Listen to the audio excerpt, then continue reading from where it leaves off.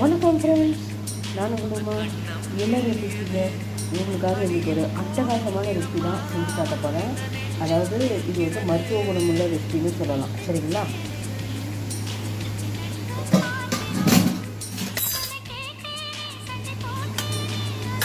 சரி, என்னென்னு கேட்டிங்கன்னா, இது வந்து சவுச்சவ் வந்து நல்லா ஒரே ஒரு சவுச்சவ் தான். ஆல்மோஸ்ட் ஒரு 1/2 kg இருக்கும். அந்த சவுச்சவ் எடுத்து தோலெல்லாம் நீக்கிட்டு அந்த விதையெல்லாம் நீக்கிட்டு க்ளீன் பண்ணி வச்சுருக்கேன். இது வந்து பூண்டு, இது வந்து பாசிப்பருப்பு. சரிங்களா? இது வந்து பார்த்திங்கன்னா வெங்காயம், தக்காளி, கொத்தமல்லி இது 3ஐயும் வதக்கி வச்சுருக்கேன். இது வந்து பார்த்திங்கன்னா தேங்காய், அதுக்கப்புறம் வந்து மிளகு, சீரகம் அது வந்து நம்ம சேர்க்க போகிறோம். அதாவது இன்றைக்கி சில்லியே இல்லாமல் ஒரு பாசிப்பயிரை போட்டு சேர்க்குறோம். இது வந்து அல்சர் பேஷண்ட்ஸ், கேன்சர் பேஷண்ட்ஸ் எல்லாம் சாப்பிட்றதுக்கு ரொம்ப நல்லது. அவங்க வந்து சில்லி எல்லாம் சாப்பிடக்கூடாது இல்லையா? சில்லி ரொம்ப டைரக்ட் காரம் சாப்பிடக்கூடாது. அதனால் அவங்களுக்கு வந்து காரம் கம்மியாக, அட் த சேம் டைம் அவங்களுக்கு அந்த தேவையான உடம்புக்கு அந்த தேவையான சத்துக்கள் அத்தனையும் இருக்க மாதிரி ஒரு ரெசிபி தான் இது.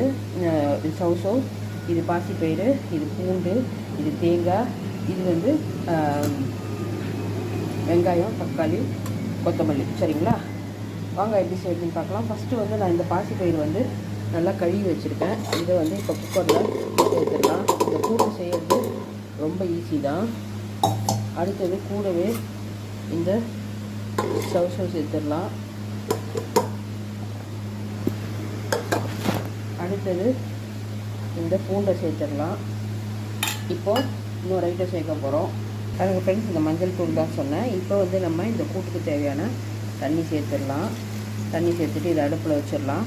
பட் குக்கரை க்ளோஸ் பண்ணுறதுக்கு முன்னாடி இன்னொரு ஐட்டம் ஆட் பண்ண போகிறோம். என்னென்னு சொல்கிறேன் பாருங்கள் ஃப்ரெண்ட்ஸ். இந்த கூட்டுக்கு டேஸ்ட் மேக்கர் இந்த மசாலா தான். இதை பாருங்கள், தேங்காய் சேர்க்குறேன், கொஞ்சமாக வெங்காயம் சேர்க்குறேன், அடுத்தது மிளகு சேர்க்குறேன், அடுத்தது ஜீரகம். இதுதான் இந்த கூட்டுக்கு டேஸ்ட் கொடுக்க போகிறது. ஏன்னா நம்ம சில்லி சேர்க்கல இல்லையா, அதுக்காக. ஸோ இதை இப்போ நான் அரைச்சி கொண்டு வந்துடலாம். பாருங்கள் ஃப்ரெண்ட்ஸ், இப்போ நான் சொன்ன அத்தனை பொருளும் அரைச்சாச்சு. இதை குக்கரை அடுப்பில் வைக்கிறதுக்கு முன்னாடி இதையும் சேர்த்து 4 விசில் வச்சு எடுத்துடலாம். பாருங்கள் ஃப்ரெண்ட்ஸ், இப்போ 4 விசில் வச்சு எடுத்தாச்சு. எவ்வளோ பஞ்சு பஞ்சாக வந்துச்சு பார்த்தீங்களா? இந்த ஸ்டேஜில் எடுத்து வச்சுருக்கேன், வதக்கி வச்சுருக்கேன் இந்த வெங்காயம், தக்காளி ஆட் பண்ணிடலாம்.